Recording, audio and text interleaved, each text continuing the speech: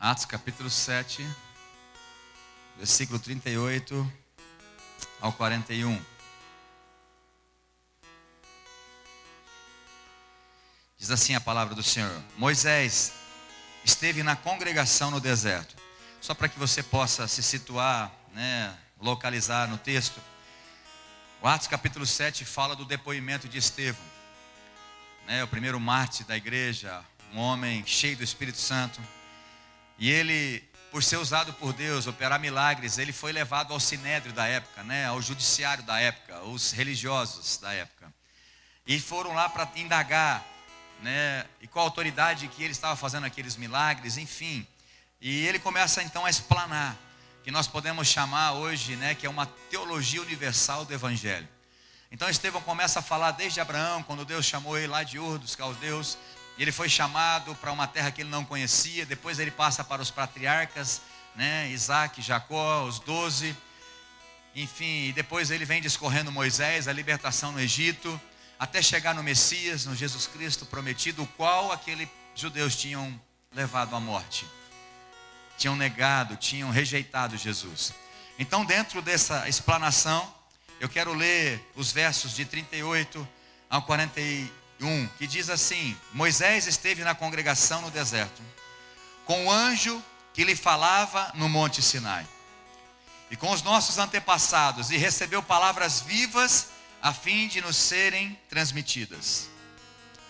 Todavia nossos antepassados se recusaram a obedecer a Moisés. Estevão está dizendo que o povo lá no deserto se recusou a obedecer a Moisés. Antes, rejeitaram. E em seus corações retrocederam ao Egito. Repete comigo: e em seus corações retrocederam ao Egito. Eu continuo lendo o texto, diz: clamando a Arão, faze-nos deuses que nos conduzam, pois quanto a este Moisés que nos tirou do Egito, não sabemos o que lhe aconteceu. E naquela época eles produziram um ídolo em forma de bezerro. Ofereceu-lhes sacrifícios e realizaram uma grande celebração em homenagem ao que suas mãos tinham produzido. Eu quero ler o 42 também, diz: por isso Deus se afastou deles e deixou que se entregassem ao culto dos astros, exatamente como foi escrito no livro dos profetas. Foi a mim que ofereceste sacrifícios e ofertas durante os 40 anos no deserto, ó casa de Israel. Queria que você fechasse teus olhos, pegasse na mão do seu irmão, pudesse orar por ele, por mim, fazendo um favor. Ore por ele. Fala: Deus, fala com meu irmão, fala com a minha irmã, ministra a tua palavra. Começa a clamar para o Espírito Santo. Espírito Santo, fala ao coração.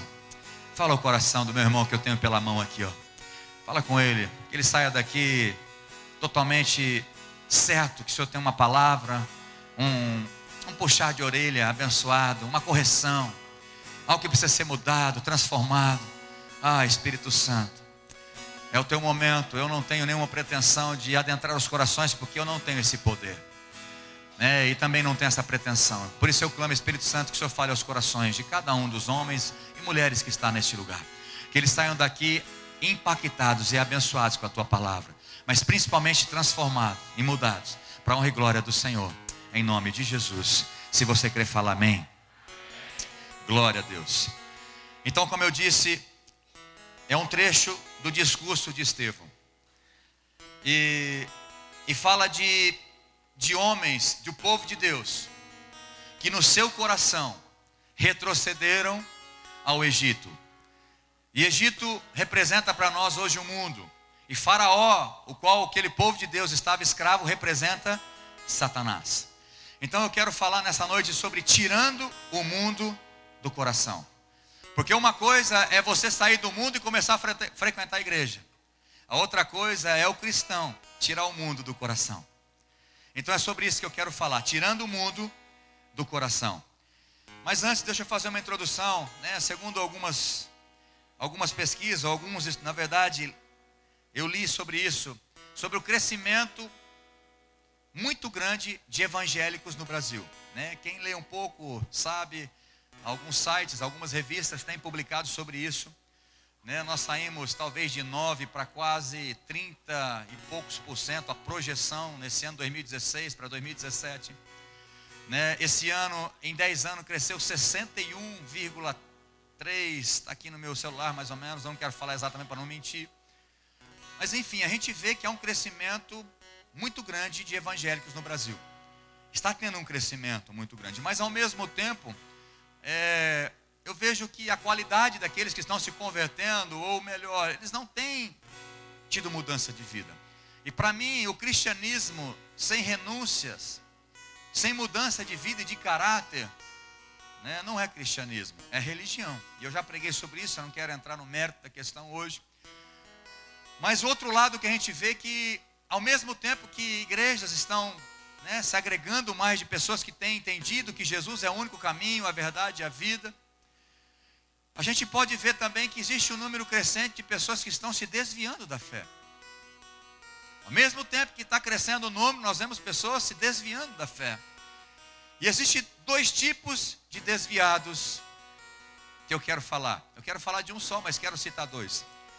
O primeiro tipo de desviado é aquele que se desvia, vira as costas para a igreja, para Deus, e volta para o mundo de onde ele foi tirado um dia por Jesus Cristo. Ele simplesmente vira as costas para a igreja, não quer aceitar cobertura espiritual, muito menos obedecer às ordens do Senhor, e volta para o mundo e para os prazeres desse mundo. Isso está narrado em 2 Timóteo capítulo 4, versículo 10, quando o apóstolo Paulo, no versículo 9, diz: vem logo, Timóteo, eu preciso da tua companhia, porque aquele que estava comigo, Demas, ele me abandonou. Ele amou mais o mundo presente e foi para Tessalônica. Pode pôr para mim 2 Timóteo capítulo 4, versículo 10, Eric, fazendo um favor.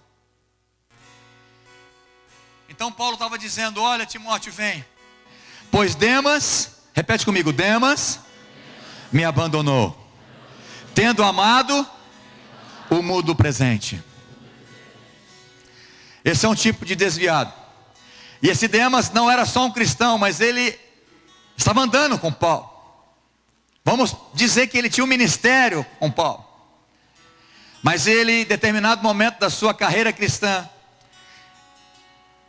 ele amou mais o mundo do que as coisas de Deus. E abandonou Paulo e abandonou Deus. Mas o que eu quero falar nessa noite são dos crentes desviados dentro da igreja. Que alguns estão sentados aqui nessa noite. Crentes que vêm à igreja, frequentam a igreja, mas estão desviados do Senhor. Corpo físico está na igreja e até escuta o pastor falar, mas o coração não está no Senhor. E é sobre isso que eu quero falar nessa noite. Aonde você precisa tirar o mundo, para que você possa caminhar em vitória, para receber a coroa que está prometida a todos aqueles que amam a Deus. E foi exatamente esse tipo de desviados, aqueles que estão na igreja, que Estevão se referiu. É interessante notar que no versículo 38, ele diz assim: olha, Moisés esteve na congregação no deserto. E é interessante ver que essa palavra que Estevão usou, ela é muito próxima do que nós falamos hoje sobre a igreja, onde nós nos reunimos como igreja para adorar o Senhor. A igreja não é o prédio, não é as paredes, não, a igreja somos nós. E era esse mesmo conceito que Estevão estava dizendo: olha, Moisés esteve na congregação no deserto, e um anjo falava com ele, ele dirigia o povo. Moisés dirigia o povo através da direção de Deus. Mas os nossos antepassados, ou seja, o povo de Deus, rejeitaram Moisés, recusaram Moisés. Antes, em seus corações, eles voltaram para o Egito. Vamos entender isso. O que Estevão está querendo dizer? Irmãos, nós entendemos que através de Jacó, de Israel, Deus conservou o povo israelita, porque havia uma fome muito grande na região, e só tinha comida no Egito, onde José era aquele que comandava o governador do Egito. E isso, os seus irmãos, que tinham vendido ele, foi até o Egito para comprar alimento para sobreviver. E aí você conhece a história, toda a família se mudou para o Egito. E ali José, junto com seus irmãos, começou a reinar, teve uma vida regalada, porque José governava o Egito. Mas passou o tempo, passou uma geração, entrou outro rei que não conhecia José e aquilo que ele tinha feito. E começaram a subjugar o povo de Deus. E o povo se tornou escravo lá no Egito. E eles ficaram escravos por 400 anos. Escravo por 400 anos. E Deus, pela sua misericórdia e amor, olhou para aquele sofrimento do povo, ouviu o clamor do povo, o sofrimento do povo, e decidiu libertar o povo. Então ele chama Moisés, através daquela sarça que pegava fogo e não se consumia, e diz: Moisés, eu tenho uma obra para você, você vai me libertar o meu povo da mão de Faraó. E lembra que a figura de Faraó para nós hoje representa Satanás, o nosso inimigo, que escravizou muitas pessoas que estão sentadas aqui hoje no vício da prostituição, do adultério, das drogas, da bebida, da mentira, do engano, da fofoca, mas que um dia entregou a vida para Jesus e foi salvo em Cristo Jesus, tirou da escravidão de Faraó, de Satanás. Foi exatamente o que aconteceu com esse povo. Através de mão forte, através das 10 pragas que você conhece, Deus libertou aquele povo. O interessante é que na quinta ou na sexta praga, Faraó estava vendo que não dava mais para segurar o povo, porque Deus estava agindo e ia libertar o povo. Ele começa a fazer algumas propostas para Moisés. E algumas propostas que o diabo tem feito para alguns crentes, e alguns crentes têm aceitado. Uma das primeiras propostas que Faraó fez, falou: tudo bem, os homens podem ir, mas fica as suas mulheres e os seus filhos. Ou seja, vocês podem ir, mas eu sei que vocês sempre estão vindo aqui. Tem muito crente assim, que vem na igreja, mas sempre está no mundo também. Ou seja, não vai muito longe. Vocês podem até ir na igreja, mas vocês precisam estar assim comigo. O diabo diz para muitos crentes. Depois ele faz outra proposta, fala: vocês podem ir, mas os gados ficam, os bens de vocês ficam. E aí Moisés fala: não vai ficar nenhuma unha de gado. Vai nós, a esposa, os filhos e toda a nossa criação, porque nós precisamos sacrificar o nosso Deus. Uma outra proposta de Satanás para os crentes que estão na igreja é que as suas finanças não podem, você não podem ser dizimista e ofertante. Você pode até ir na igreja, mas negócio de dar dízimo e oferta, é bom você parar. Mas Moisés sabia, disse: não, nós vamos com tudo que nós temos, porque nós temos que sacrificar o nosso Deus, nós temos que adorar o nosso Deus. Então, quando esse povo foi liberto, quando esse povo estava no deserto, caminhando rumo à terra prometida, Deus começa a fazer um milagre atrás do outro. A água amarga se torna em água potável e doce.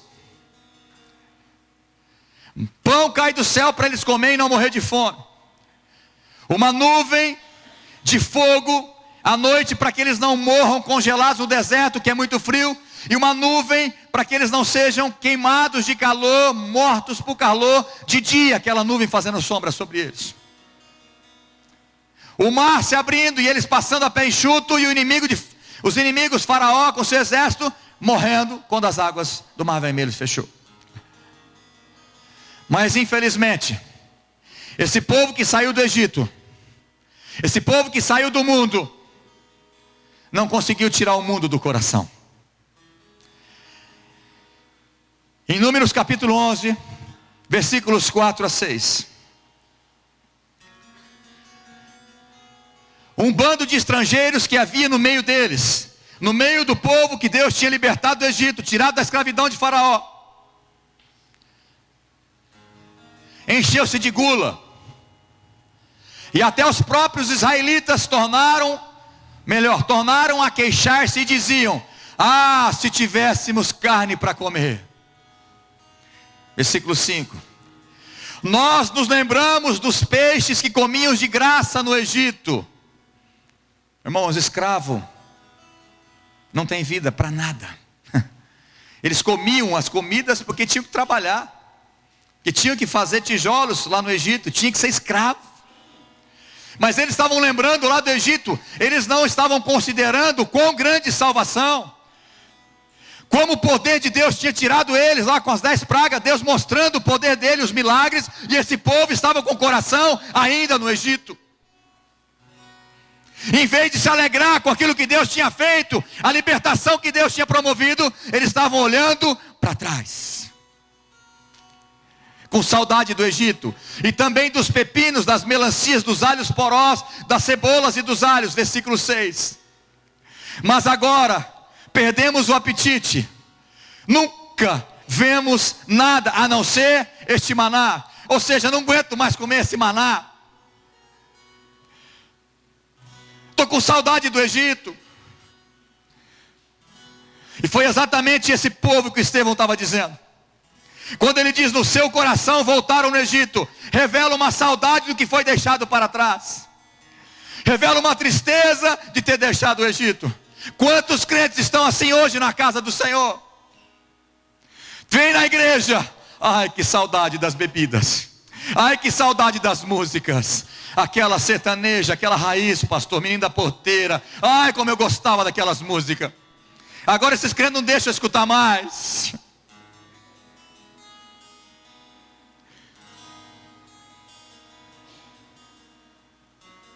Em vez de se alegrar, porque Deus fez uma grande obra na sua vida, te libertou, te salvou, restaurou teu casamento, você fica lembrando do passado, como era bom, o sexo ilícito, o adultério, a prostituição, a mentira, o engano. Quantos crentes estão assim na casa do Senhor, lembrando dos pepinos do Egito, dos alhos do Egito, da vida promíscua que você tinha? Consegue lembrar das coisas boas, prazerosas, que te levar para o inferno, mas não consegue lembrar que Jesus morreu na cruz para te salvar e te dar uma libertação. Quantos crentes ingratos nós temos? E esse povo estava exatamente assim. E quando Moisés se refere a esse povo, ele estava falando exatamente para aquele povo daquela época também, daqueles religiosos que estavam ignorando o sacrifício de Jesus. E essa palavra fala para nós até hoje.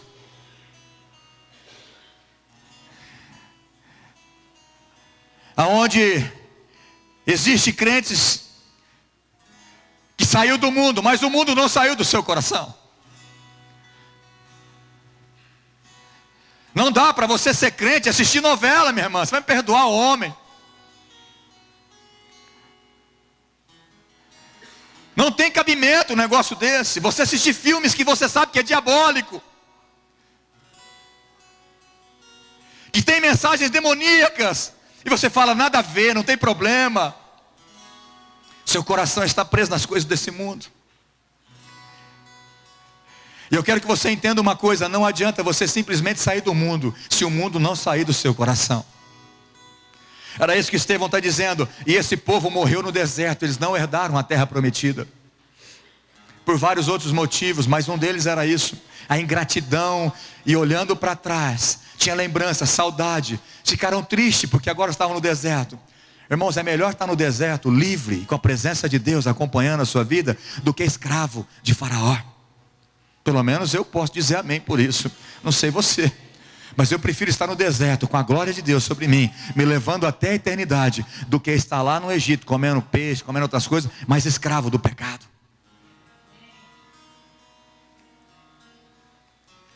Eu quero te fazer uma pergunta: o que mais te atrai hoje na terra? O que mais você tem desejo? O que mais te atrai? Porque essa pergunta vai mostrar onde está o teu coração. Você troca uma reunião na igreja por uma festa? Troca, né? Troca. Ah, não tem, pastor, uma vez no ano, não tem problema. Você troca qualquer coisa por ir na célula de quinta-feira? Troca. Deus vai entender. Não é. É porque essas coisas ainda atraem você, não é a presença de Deus. Reunião de oração, nossa, ficar uma hora orando, acho que isso não é para mim não. Prefiro ficar em casa assistindo aqueles programas lindos que você conhece, que eu nem sei o que está passando, mas tenho certeza que coisa boa não é. O que te atrai, meu irmão? Não precisa responder em voz alta, mas responde para você mesmo. Deus está perguntando para você, o que mais te atrai? O que você prioriza? O que é importante para você hoje? O que te dá mais prazer nessa vida hoje? É por isso que tem muitos crentes que não deslancham na vida espiritual. E aí acarreta na vida material também, não tem como. Quantos livramentos o Senhor já te deu? O que Deus já fez por você? Está na hora de a gente se lembrar que a gente era escravo do pecado, condenados à morte. Alguns literalmente ficavam possessos de demônios. Eram possuídos por demônios. E Deus usou esta casa, esse ministério, pastores ou líderes, para expulsar esse demônio de você, para você ser liberto deles. Mas isso não tem problema, né? É obrigação de Deus libertar você. Alguns eram oprimidos, alguns o casamento estava destruído, a casa estava acabada, os filhos estavam longe do Senhor, e Deus fez uma obra linda na sua casa, restaurou seu casamento. Você era viciado em drogas, em bebida, e Deus te libertou com o amor e com a graça dele. Mas isso você não se lembra, você esquece rápido. Mas saudades do mundo e das coisas do mundo você tem. O importante não é só sair do mundo. Porque eu sinto falar isso, tem crentes que acham, agora eu já estou indo na igreja, já batizei. E aí coloca no piloto automático e está tudo bem, irmãos. Não, está tudo bem. Eu vou te falar daqui a pouco de um outro texto que mostra esse princípio. Não basta sair do mundo. Você tem que tirar o mundo do seu coração. Por exemplo, tem gente que está sentado aqui e a cabeça dele está na hora que vai sair daqui. Tem gente que tem a condição de sair daqui e assistir aqueles programas obscenos ainda no final do domingo. E fala, não tem nada a ver.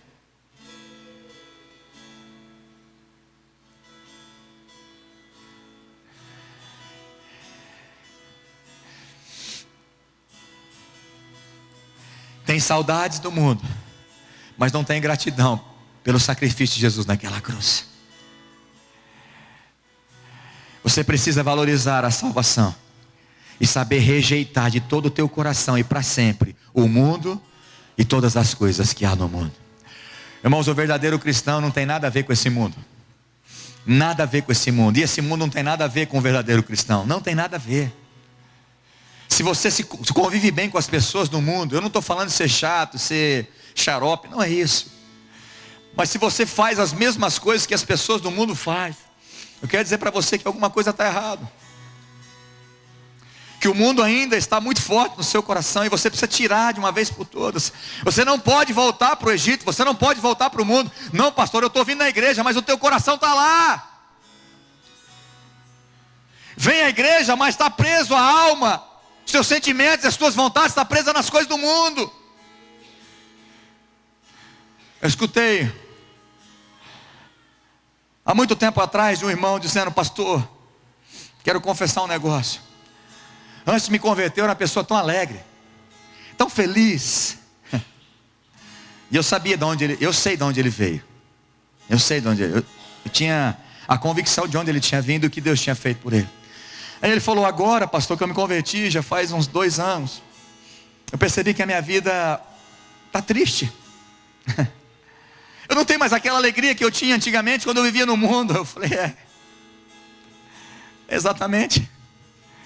Ele saiu do mundo, mas o mundo não saiu do coração dele. Então, onde está a presença de Deus, como nós tivemos nesse louvor, a presença de Deus sendo palpável aqui, a glória de Deus aqui, a pessoa não tem prazer, ela não consegue entrar na presença.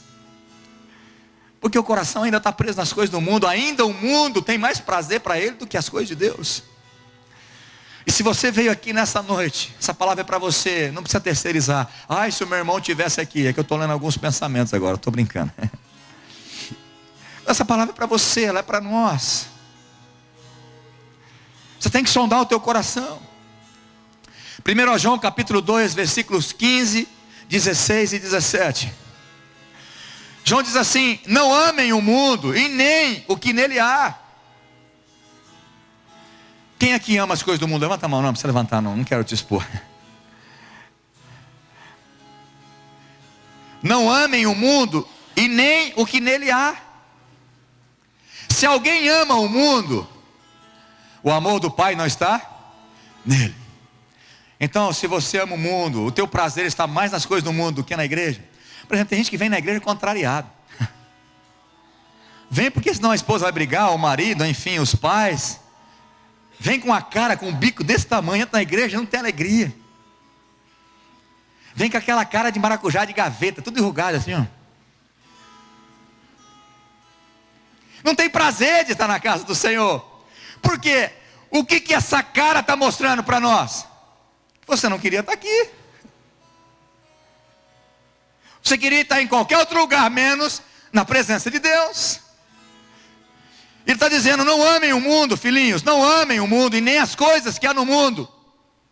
Versículo 16, porque tudo que há no mundo, a concupiscência da carne, a concupiscência dos olhos. O que é concupiscência, pastor? É um desejo desenfreado, uma cobiça dos desejos da carne, dos olhos, e a soberba da vida, que é a ostentação dos bens. Não provém do Pai, mas do mundo. Se o desejo da carne é mais aflorado que você deseja a Deus, se os teus olhos querem ter coisas, se o teu objetivo de vida é ter bens materiais nessa terra, só isso, eu quero dizer para você, que essas coisas não vêm de Deus. E eu não estou falando que você não possa prosperar, e as suas finanças aumentar, porque Deus tem prazer na prosperidade dos seus filhos. E esta casa tem uma unção de prosperidade, porque eu vejo quantas pessoas entraram aqui, como eles estavam e como eles estão hoje, financeiramente falando. E essa casa tem a bênção da prosperidade financeira, sim, mas nós não corremos atrás disso aqui, nós estamos atrás da presença, porque a prosperidade é consequência de um coração no Senhor. Versículo 17, o mundo e a sua cobiça passam, mas aquele que faz a vontade de Deus permanece para sempre. Escuta o que eu estou te dizendo, Deus vai trazer justiça nesse mundo. Esse mundo vai ser destruído, e junto com a destruição do mundo, todos aqueles que não fazem a vontade de Deus, que o seu coração não é do Senhor, vai ser destruído junto com esse mundo, e vai arder no lago de enxofre, que é a segunda morte, a saber, o inferno. Então não é só sair do mundo, é tirar o mundo do seu coração. Pastor, eu tenho saudade, mas o que eu faço para tirar? Se encha do Espírito Santo, busque a Deus de todo o seu coração. A pregação do verdadeiro evangelho nunca vai agradar o mundo, nunca, nunca. O mundo nos odeia, pelo menos os verdadeiros cristãos. Põe para mim João capítulo 15, versículo 18 a 20, fazendo um favor. Olha o que Jesus disse: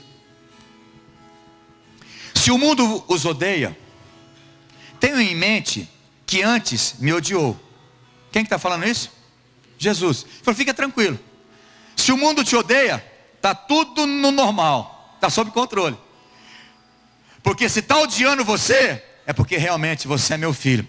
Eles odiaram antes a mim, e como você me aceitou, eles também vão te odiar. Olha o próximo versículo.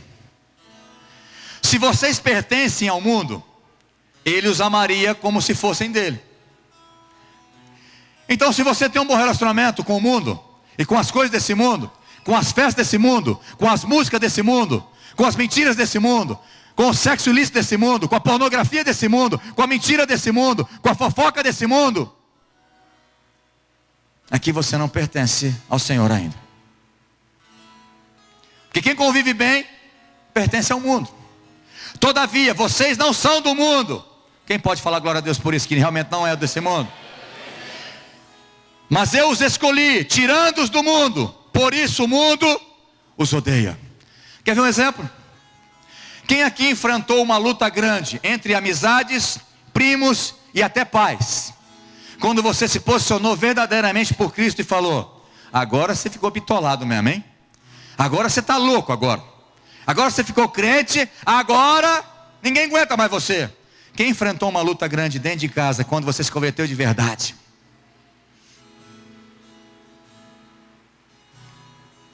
O mundo nos odeia. O mundo não tem nada a ver com o verdadeiro cristão. Tiago capítulo 4, versículo 4 e 5. Presta atenção nisso, como é forte. O que Tiago estava alertando a nós, a igreja do Senhor. Ele diz assim: adúlteros. Em outra versão, infiéis. Vocês não sabem que amizade com o mundo é inimizade com Deus? Será que vocês não sabem? Quem quer ser amigo do mundo, torna-se inimigo de Deus. Bom, se você ama o mundo e as coisas que há no mundo, se você tem amizade com o mundo, você é inimigo de Deus. Não sou eu que estou falando, não adianta ficar bravo comigo, não adianta você querer me pegar na saída. Lembra na escola? Vou te pegar na saída. Porque tem muita gente, né? Tinha que pegar na saída. Eu te amo, amém? Mas a palavra é muito forte que ele usa, adúlteros. E aí você vai para a lista de Apocalipse, diz que os adúlteros não herdarão o reino dos céus. Adúlteros espirituais. Que é a salvação em Cristo Jesus, vem na igreja, mas está flertando com o mundo. Está saindo com o mundo. Está paquerando o mundo, flertando o mundo. Tendo intimidade com as coisas do mundo. Vocês estão adulterando, vocês estão sendo infiéis a Deus. Não é a igreja não, não é o pastor não. Agora o versículo 5 eu vejo o amor e o zelo que Deus tem por mim e por você. Ele diz assim: ou vocês acham que é sem razão que a Escritura diz que o Espírito que Ele fez habitar em nós tem fortes ciúmes? Irmãos, esses ciúmes aqui não entenda como o teu ciúmes humano. Esses ciúmes que está na palavra de Deus não é esse ciúmes possessivo. Quando eu não deixo minha esposa olhar para ninguém, quando eu não deixo o marido olhar para ninguém, nem conversar com ninguém. Não é essa posse. Mas é um zelo, é um amor. Jesus está falando para você nessa noite: eu não quero te perder para o mundo. Eu morri naquela cruz para te salvar, meu filho. Eu amo a sua vida. Não que eu se perder para o mundo vai mudar alguma coisa para mim, mas eu amo você, eu morri por você. E se você continuar amando o mundo, você vai para o inferno. E eu tenho a vida eterna para você. Deus tem ciúmes de mim e de você, não quer perder você para o mundo. E esse mundo, Satanás está preparando de todas as formas para te assediar, para te atrair. Tem todo tipo de prazer nesse mundo hoje. Satanás, ele está tentando pegar os crentes, porque aquele que está no mundo já é dele, não está preocupado com aquele que está no mundo. Satanás está fazendo evento para crente, atrair crente, para tirar os olhos de Deus e voltar os olhos para o pecado. Pessoas insatisfeitas com a igreja, quer viver sozinho, quer ser crente na sua casa. O diabo tem tentado de todas as formas tirar os teus olhos de Deus, do sacrifício e do amor que Ele tem por você. Se você está com o mundo no seu coração, você está sendo infiel a Deus. Porque Deus amou o mundo de tal maneira que Ele deu o seu Filho para morrer por você. Ele ama a sua vida, Ele não quer perder você para o mundo. Porque a tendência do mundo é te levar para o inferno. O caminho é de morte. Eu quero só explicar não, mas quero ler um versículo que está em Lucas capítulo 8, versículo 14. Mas uns versículos antes, Jesus começa a ensinar. Jesus sempre não, mas muitas vezes Ele ensinou por parábolas. E Ele contou a parábola do semeador que saiu para semear. E Ele jogou a semente em 4 tipos de solos. E quando os discípulos perguntaram para Jesus, falou: Jesus, me explica essa parábola, porque eu não estou entendendo, eu não entendi o que significa isso. E Jesus começa a explicar que a semente caiu no solo à beira do caminho, outro caiu nos solos rochosos, né, em pedra, outro caiu no meio de espinhos, num solo cheio de espinho, e outro caiu em boa terra. E ele explica que o solo nada mais é do que o nosso coração. A palavra de Deus está sendo semeada, a palavra de Deus está sendo pregada, mas depende de como está o coração da pessoa. Ela vai frutificar, ela vai dar fruto, ou ela vai morrer. Eu quero só destacar o versículo 14, que diz assim: a parte que caiu entre os espinhos, são os que ouviam, e indo o seu caminho, ouviram a palavra, decidiram ir para a igreja, começaram a seguir os princípios cristãos, frequentar a igreja, frequentar a célula. Mas aí eles são sufocados pelos cuidados, riquezas e prazeres dessa vida. Saiu do mundo, começou a vir para a igreja, mas o coração está preso nas riquezas, em ganhar dinheiro, ter o carro dos sonhos, a casa dos sonhos. Só pensando no seu umbigo, no seu prazer próprio. Isso significa que o teu coração está cheio de espinho, ou seja, o seu coração ainda tem um mundo dentro dele. E aí ele disse: esses não dão fruto com perfeição. E João capítulo 15 diz que nós somos o ramo, o galho que foi enxertado em Jesus na videira. E se esse galho que somos nós não der fruto, o que Jesus faz? Ele corta. Então é muito mais sério do que a gente imagina. Não basta sair do mundo, o mundo precisa sair do seu coração. Quantos estão entendendo? Repete comigo, fala assim: não basta sair do mundo, eu preciso tirar o mundo do meu coração. O mesmo princípio, mas com texto diferente. Em Gênesis capítulo 19, versículo 17. Deixa eu só contextualizar para você, para poder ler ele. Ló e sua família estavam morando em Sodoma e Gomorra. Ló era sobrinho de Abraão. Abraão, quando saiu da sua terra, levou esse agregado junto com ele, seu sobrinho. Mas Deus tinha uma promessa para Abraão. Em determinado momento eles tiveram que separar, porque havia muitos bens e muita prosperidade, e a terra já não comportava mais toda a riqueza dos dois juntos. Então cada um teve que ir para um lado. E Ló foi para Sodoma e Gomorra, onde as campinas eram mais verdes, onde os campos eram mais bonitos, onde a cidade era mais desenvolvida, enfim. E aquelas cidades de Sodoma e Gomorra, ela chegou numa corrupção, numa depravação tamanha, que Deus decidiu trazer juízo sobre aquelas duas cidades, e decidiu destruir aquelas cidades. Mas Deus falou para Abraão o que ia fazer. Deus não ocultou de Abraão o que ele ia fazer. E Abraão começou a interceder, porque sabia que seu sobrinho estava lá. E ele falou: Deus, tenha misericórdia, o Senhor vai destruir uma cidade inteira se tivesse pelo menos 50 crentes naquela cidade? Deus falou para ele: se tiver 50, só 50 naquela cidade, por amor aos 50, eu não destruo a cidade. Aí ele começou a ter coragem, começou a baixar a conta, para ver se chegava pelo menos na família dele lá de Ló. Aí ele baixou para 40, 30, acho que chegou em 10, acho que a conta mínima foi 10, né? Ele falou: não vou passar dessa conta. E não tinha nem 10 crente. É por isso que a terra não foi destruída ainda, porque tem crente orando por ela. É por isso que Fernandópolis está sendo abençoado, porque tem crente orando por ela. E aí Deus decidiu então libertar Ló e a sua família. Enviou anjos para avisar Ló e a sua família: olha, vocês vão sair rapidamente da cidade, porque Deus vai destruir a cidade. E ele deu uma ordem. Gênesis 19, 17 diz assim: havendo-os levado para fora, disse um deles: livra-te, salva a tua vida. Repete comigo bem alto, fala assim: não olhes para trás. Deus deu essa ordem para Ló e toda a sua família, para a mulher e para as filhas: não olhe para trás.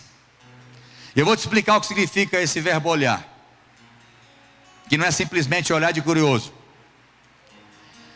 E nem pares em toda a campina, foge para o monte, para que não morras. Eu vou salvar vocês, mas não olhe para trás, e não pare na campina, para que vocês não venham a morrer. Esquece tudo que ficou para trás, segue em frente, porque eu tenho o melhor para vocês lá na frente.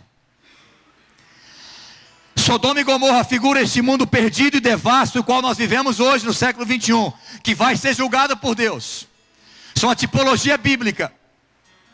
Esse mundo jaz no maligno, esse mundo vai ser destruído, porque Deus vai trazer justiça sobre a terra. Mas o livramento de Ló também tipifica que há uma salvação para aqueles que estão em Cristo Jesus. Assim como houve uma intercessão de Abraão por Ló, há uma intercessão no céu de Jesus por mim e por você, dizendo: salva-os, Pai, através do meu sangue que eu derramei naquela cruz. Mas para que eu e você não vamos ser julgados com o mundo, não basta sair geograficamente do mundo, o mundo precisa sair de dentro de nós. Quantos concordam comigo? Que o povo saiu do Egito. Quantos concordam comigo que Deus, através de Moisés, tirou o povo da escravidão? Tirou.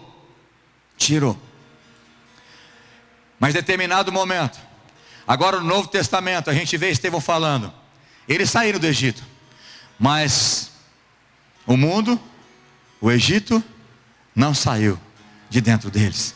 Eles tinham saudade, estavam tristes, porque agora estavam no deserto caminhando para a terra prometida. Isso figura hoje o crente, que foi tirado do mundo, da lama do pecado, hoje dentro da igreja, está olhando para trás. Vocês concordam comigo que Ló e sua esposa saíram de Sodoma e Gomorra? Quando o fogo veio, enxofre e fogo caiu sobre aquela terra que foi destruída, eles não foram destruídos, eles saíram de lá. Saíram ou não saíram? Eles não foram destruídos. Mas o versículo 26 de Gênesis 19 diz assim: a mulher de Ló olhou para trás, e imediatamente converteu-se, na minha versão está converteu-se, outras transformou-se numa estátua de sal. Vou repetir: não basta sair do Egito, Sodoma e Gomorra, não basta sair do mundo, o mundo tem que sair de dentro do nosso coração. Porque nos dois exemplos, eles saíram do mundo, mas o mundo não saíram deles. E essa mulher morreu. E essa palavra olhou, no hebraico, no original é nabate. E não é olhar de curiosa. Porque se ela tivesse olhado só de curiosidade, deixa eu ver se o que está subindo ali, aquela fumaça é nuvem preta ou branca, como é que foi? Como é que Deus destruiu? Deus seria muito injusto e muito severo demais se tivesse matado ela simplesmente se ela olhasse de curiosa. Mas essa palavra no original é nabate, significa contemplar, mostrar consideração, prestar atenção. Ou seja, ela ficou muito triste de ter deixado tudo para trás. Em vez de se alegrar que ela não foi morta através daquele fogo. Irmãos, eu não consigo entender isso. Não, a gente consegue, né? Tem que entender, né? O ser humano é muito duro. Como é que pode uma mulher, em vez de estar dando piruleta, agradecendo a Deus, celebrando a Deus, porque Deus não deixou ela morrer naquele fogo, naquela destruição da cidade, ela consegue olhar para trás e considerar, falar: meu Deus, deixei tudo lá, minha casa, meus móveis, sofá novo que eu comprei, aquela televisão 46 polegadas que eu paguei em 15 vezes no Magazine, porque tem um irmão que trabalha no Magazine, para não fazer propaganda de outro, né? Ficou tudo para trás.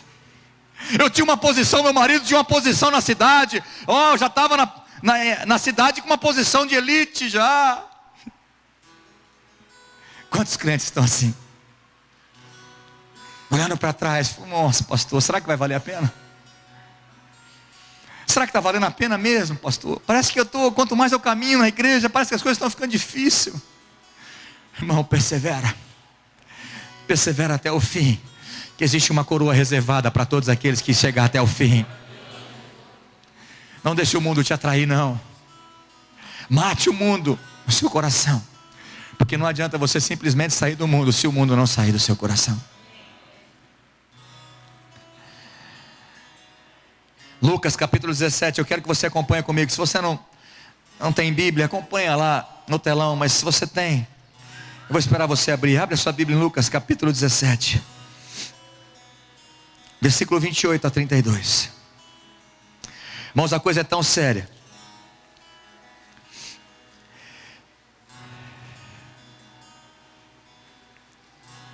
Jesus aqui trazendo uma lembrança lá da mulher de Ló.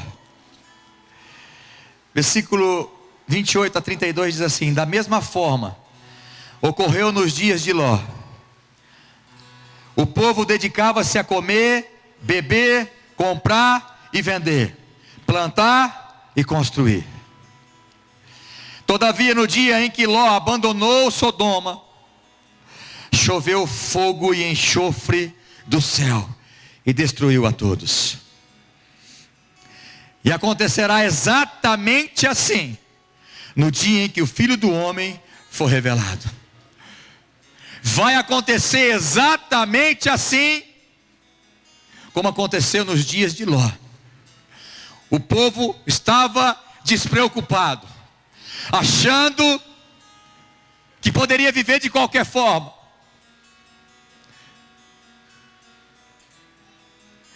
Portanto, naquele dia, quem estiver sobre a laje não desça para recolher os bens que estiverem dentro da casa. Semelhantemente, quem estiver no campo não deve retornar por motivo algum. Versículo 32, repete comigo, fala bem alto assim: lembrai-vos da esposa de Ló. Irmãos, nós precisamos ficar atentos a isso. Jesus quer que você entenda uma coisa. Você está falando para lembrar, é porque você tem que entender o que significa aquilo. Essa tipologia bíblica, quando a mulher de Ló olhou para trás, significa que ela estava triste com aquilo que ela tinha deixado para trás. Que o coração dela ainda estava nas coisas do mundo e nos prazeres do mundo, nas festas, nas bebidas, nas músicas, nas baladas, no dinheiro. Ela estava preocupada com aquilo ainda e por isso ela morreu. E Jesus está dizendo, vai acontecer exatamente assim. Lembra da mulher de Ló, ou seja, não olhe para trás. Não considere com pesar o que você deixou para trás, mas considere o futuro que você tem para receber do Senhor, uma vida eterna com Ele. E mais, aqui nessa vida, você pode contar com o poder de Deus, porque Ele diz que nele nós somos mais do que vencedor. Por mais problemas que possa surgir na nossa frente, por mais problemas de saúde, de dinheiro, de enfermidade, de família, de casamento, o Senhor está conosco. Ele não te deixa sozinho, Ele diz, olha, tenha bom ânimo, eu venci o mundo, vocês também vão vencer. Mas você precisa entender nessa noite, que não basta sair do mundo, mas o mundo precisa sair do seu coração. Quantos estão entendendo? Pode falar amém. Outra coisa que você precisa entender é que o fascínio do mundo e do pecado, do prazer, que te acorrentou um dia, ele não morreu, irmão. Ele está aí dentro, você tem que matar ele todos os dias, se enchendo da presença do Senhor. A tentação, ela está dentro de nós. A cobiça está dentro de você, você é tentado pela sua própria cobiça, diz a palavra do Senhor. Então não ache que está tudo certo, porque agora você veio para a igreja, pastor, já estou fazendo demais, eu estou vindo na igreja, eu nunca imaginei que eu ia ser crente. Eu falava mal de crente, agora já estou vindo na igreja, já está bom demais. Não é o suficiente. Você tem que ser santo. Você tem que caminhar no caminho estreito, entrar pela porta que é estreita, que é Jesus. Se você não quebrar os vínculos do passado, as amizades que te levavam para o pecado, o cheiro do pecado, a bebida do pecado, se você não tirar da sua vida, você vai voltar a se apaixonar por isso novamente. E esse caminho é um caminho de morte, que talvez não vai dar tempo de você voltar para o Senhor. Sem um profundo arrependimento e dor pelo pecado, o crente pode ter saudades daquilo que ele deixou para trás. O arrependimento tem que ser forte, como é forte o desejo de pecar. Quantos concordam comigo que o pecado, o desejo do pecado, ele é forte sobre nós? Vocês têm medo de falar? Não é não, pode falar, irmão, é forte. Porque se não fosse prazeroso, não fosse forte, ninguém pecava. Mais forte tem que ser o desejo do teu arrependimento e da tua vida com Deus, de buscar essa santidade. Você precisa sair do mundo. Alguns que estão no mundo, saia do mundo. E aqueles que já saíram do mundo, tire o mundo dentro de você. Em nome de Jesus. Lembrai-vos da mulher de Ló. Eu quero terminar. Eu estou terminando já. Lucas capítulo 14. Eu quero ler mais um texto com você. Versículo 26. 27, depois nós vamos ler o 33. Na verdade o 33. Lucas 14, 26.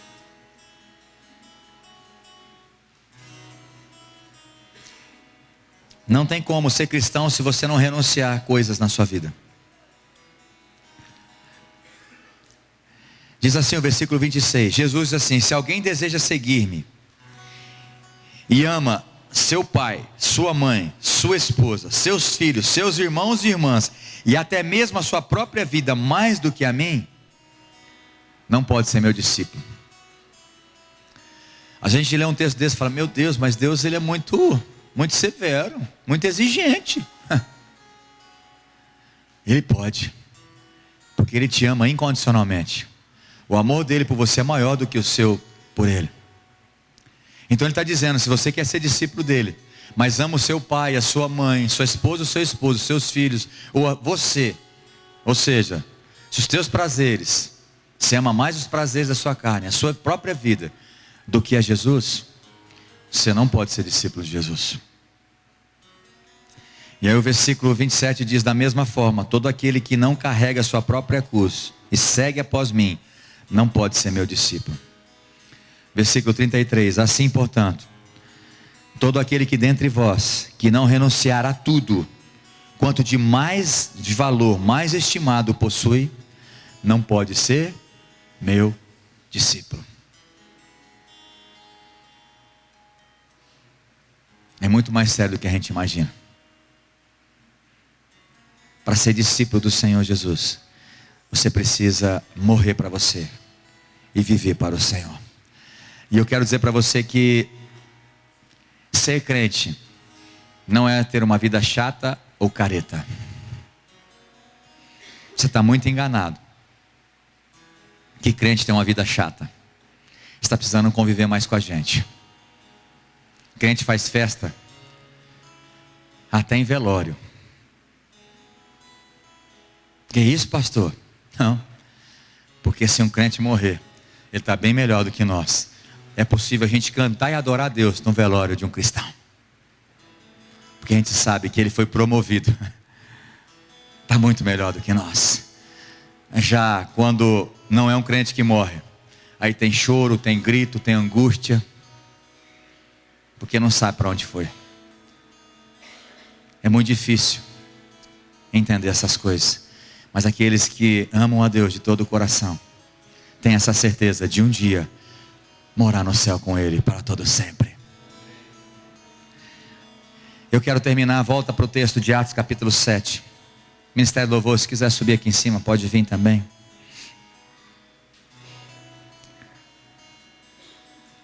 Atos capítulo 7. Versículo...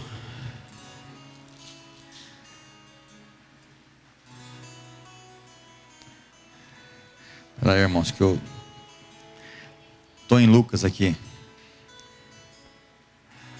Calma, apressadinho. Já está decorado, né? Eu vou ler o 39 ainda.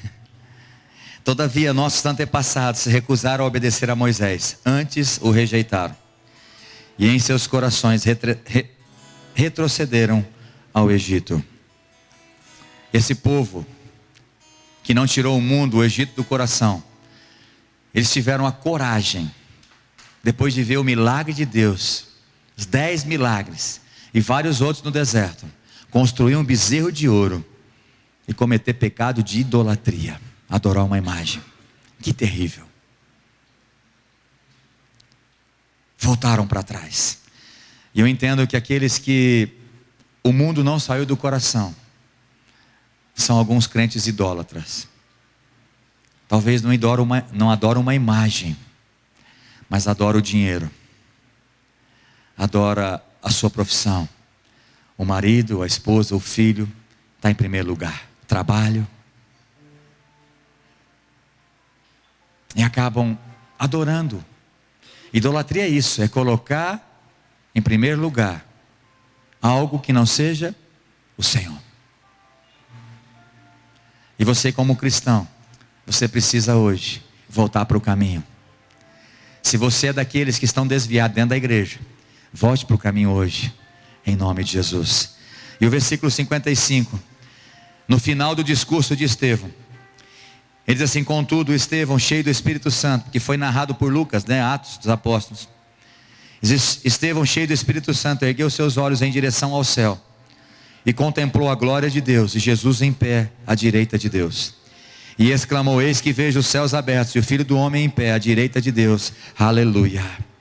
Então eles taparam os ouvidos e aos berros atiraram-se todos juntos contra Estevão. E arrastando-o para fora da cidade o apedrejaram. As testemunhas deixaram suas roupas aos pés de um jovem chamado Saulo, que é o apóstolo Paulo. Assim, enquanto apedrejavam Estevão, olha só, Estevão declarava essa oração, em oração: Senhor Jesus, recebe o meu espírito. Então caiu de joelhos e clamou em alta voz: Senhor, não lhes atribua este pecado. E tendo dito estas palavras, adormeceu. Então Estevão disse que aquele povo, no seu coração, voltou para o Egito. Mas ele, cheio do Espírito Santo, mesmo sendo apedrejado, não voltou para trás e não negou Jesus. A única forma de você vencer esse mundo e as tentações desse mundo, os prazeres desse mundo, é ter prazer na presença do Senhor. Porque na presença de Deus há plenitude de alegria, e na sua destra delícias perpetuamente. Quando você entendeu a palavra do Senhor, pode fechar os seus olhos. E se o Espírito Santo falou com você e você precisa de alguma forma voltar para o caminho, você que já saiu do mundo, eu sei que acho que a grande maioria aqui já decidiu sair do mundo, já entendeu o sacrifício de Jesus, mas está difícil tirar o mundo do seu coração. Ainda você tem muito prazer, você ainda gosta daquela roda de amigos,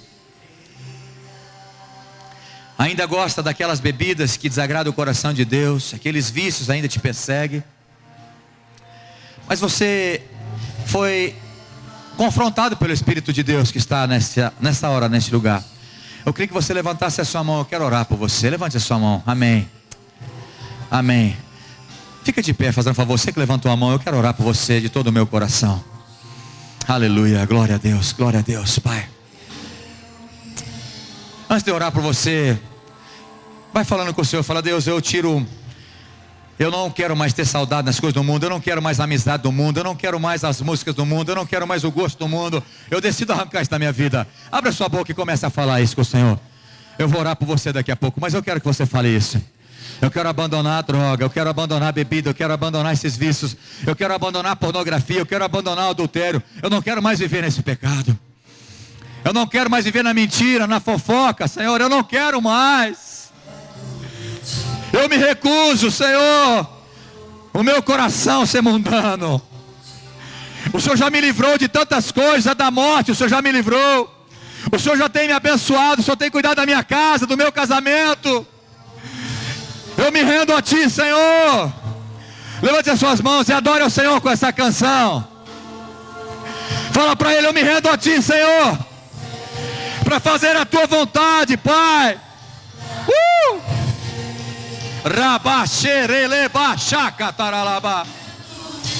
Aleluia.